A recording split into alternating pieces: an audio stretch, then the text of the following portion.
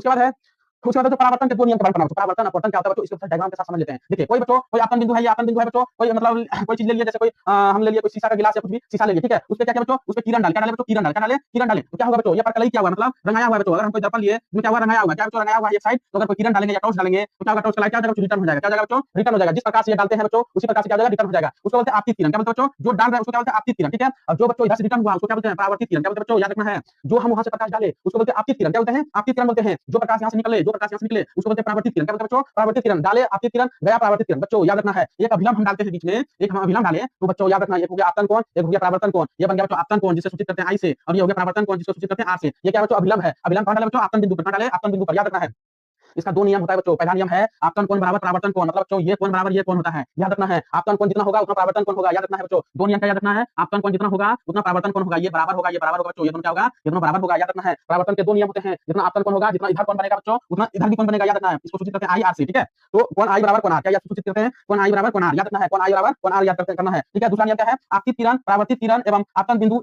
डाला गया अभिलंब तीनों एक ही सतह पर होता है बच्चों। एक बात ये भी याद रखना है कि आपतित किरण, ये किरण, आपतित किरण, परावर्तित किरण, ये किरण और ये किरण, जैसे बच्चों ये किरण आपतित किरण और परावर्तित किरण जो है, और आपतित किरण और परावर्तित किरण आपतन बिंदु पर डाला गया, ये आपतन बिंदु पर डाला गया अभिलंब बच्चों, ये और एक ये और ये तीनों एक ही बिंदु पर होता है बच्चों, तीनों एक ही सतह पर होता है। क्या, तीनों एक ही सतह पर होता है। याद रखना है आपतित किरण, परावर्तित किरण और अभिलंब आपतन बिंदु पर ही एक ही सतह पर होता है। क्या होता है बच्चों, एक ही सतह पे होता है, ये नहीं अलग अलग सतह पे होता है। इसको भी याद रखना है। पहला क्या याद रखना है कि आपतन कोण बराबर परावर्तन कोण, कोण आई बराबर कोण आर। इसके बाद याद रखना है कि आपतित किरण, परावर्तित किरण और आपतन बिंदु पर डाला गया अभिलंब तीनों एक ही सतह पर होता है। क्या होता है, तीनों एक ही सतह पर होता है। नोट में याद रखना है, लंबवत आपतित होने पर परावर्तन कोण 0 होता है बच्चों। अगर लंबवत आपतित किरण रहेगा, मतलब लंबवत आपतित किरण रहेगा, अगर ऊपर से सीधा किरण मारेंगे नीचे तो क्या होगा बच्चों, परावर्तन क्या होगा, कोण 0 डिग्री होगा। मान लो बच्चों कोई शीशा है, क्या बच्चों कोई शीशा है, कोई सतह जो कलई क्या हुआ शीशा है, जैसे हम लोग फेस देखते हैं बच्चों, उसको ऐसे लेना है और सीधा प्रकाश इसमें डालना है। क्या करना है, सीधा प्रकाश डालना है। इसका कोई कोण बनेगा बच्चों, जहां से सीधा डालेंगे तो सीधे ऊपर चल जाएगा, सीधा डालेंगे तो सीधे ऊपर चल जाएगा, तो कोण क्या हो जाएगा, कोण 0 हो जाएगा। क्या हो जाएगा बच्चों, कोण 0 हो जाएगा। याद रखना है इसको।